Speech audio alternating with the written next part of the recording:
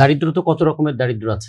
একটা খাদ্য দারিদ্র আছে, আয় দারিদ্র আছে, ভবিষ্যৎ নিরাপত্তার ক্ষেত্রে দারিদ্র আছে, শিক্ষার ক্ষেত্রে দারিদ্র আছে। আমরা দরিদ্র বলতে শুধুমাত্র একটা ক্যাটাগরি বুঝি, ময়লা কাপড় পরা মানুষই বোধহয় দরিদ্র মনে করি, তা নয়।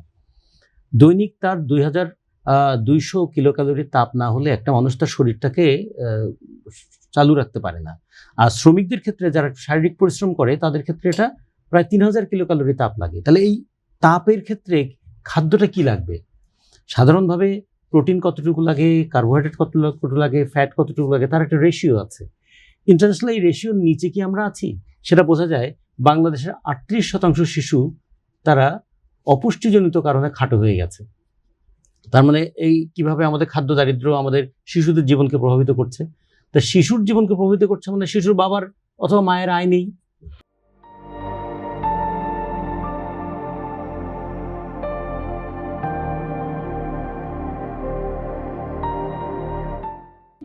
দুই নম্বর হচ্ছে আমাদের যদি বলি যে বাসস্থানের ক্ষেত্রে কতটুকু ভলিউম অফ এয়ার লাগে একজন মানুষের একটু ঘুমানোর জন্য, একটা ঘরে কতজন বসবাস করে, একটা বাথরুম কতজন শেয়ার করে, এগুলো সব যদি হিসাব করি তাহলে দেখবো আমাদের গার্মেন্টস শ্রমিকরা 12,500 টাকা বেতন নিয়ে যে জায়গায় থাকেন তাদের পানির ব্যাপারে, তাদের খাবারের ব্যাপারে, তাদের পোশাকের ব্যাপারে, তাদের সন্তানের ব্যাপারে, এমনকি ভবিষ্যৎ সঞ্চয়ের ব্যাপারে সব যদি দেখি তাহলে তারা একটা মানবেতর জীবনযাপন করে। এটা হলো এক। গার্মেন্টসের চেয়ে তো কম মজুরি যারা, তাহলে তারা কীরকম জীবনযাপন করে?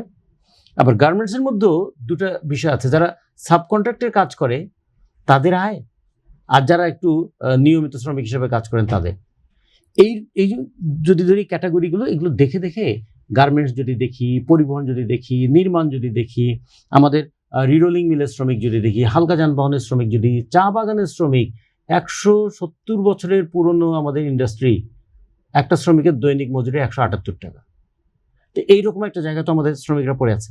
দৈনিক মজুরি ভিত্তিক কাজ যদি দেখি, আউটসোর্সিং এর নামে কি পরিমাণ শ্রম শোষণ হচ্ছে সেগুলো যদি দেখি, তাহলে দেখবো যে আমাদের দেশটা হয়ে গেছে একটা শ্রমিকদের জন্য শোষণের স্বর্গরাজ্য।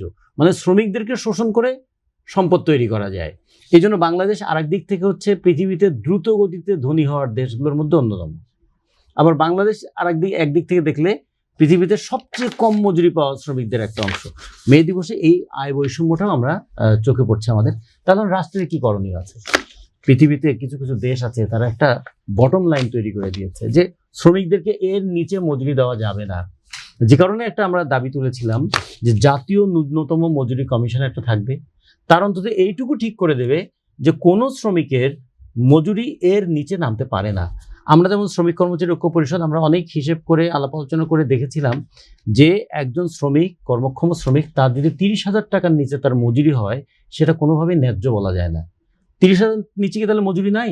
সেটা অন্যায় মজুরি, অন্যায্য মজুরি। সে বাধ্য হচ্ছে, যেহেতু আমাদের এখানে একটা বিষয় আছে যে বেকার থাকার চাইতে যে কোনো কাজ করাই ভালো, তবু অন্তত বেঁচে থাকবো। তো এই যে any work is better than no work, এই কনসেপ্ট দ্বারা চলছে। শিক্ষিত বেকারদের একটা বিপুল অংশ কাজের জন্য ঘুরছে এবং বাংলাদেশে প্রয়োজনে জায়গা জমি বিক্রি করে বিদেশে চলে যাওয়ার যুবকদের পরিমাণটা বাড়ছে এবং তারা আবার বিদেশে ঘাম ঝরিয়ে এবং জীবন দিয়ে আমাদের এখানে রেমিটেন্স পাঠাচ্ছেন। প্রতিদিন 12টা করে গড়ে 12টা করে লাশ আসে আমাদের। আমরা লাশের হিসাবটা জানি না। আমরা যে দেখেছি গত মাসে সর্বোচ্চ পরিমাণ রেমিটেন্স এসেছে।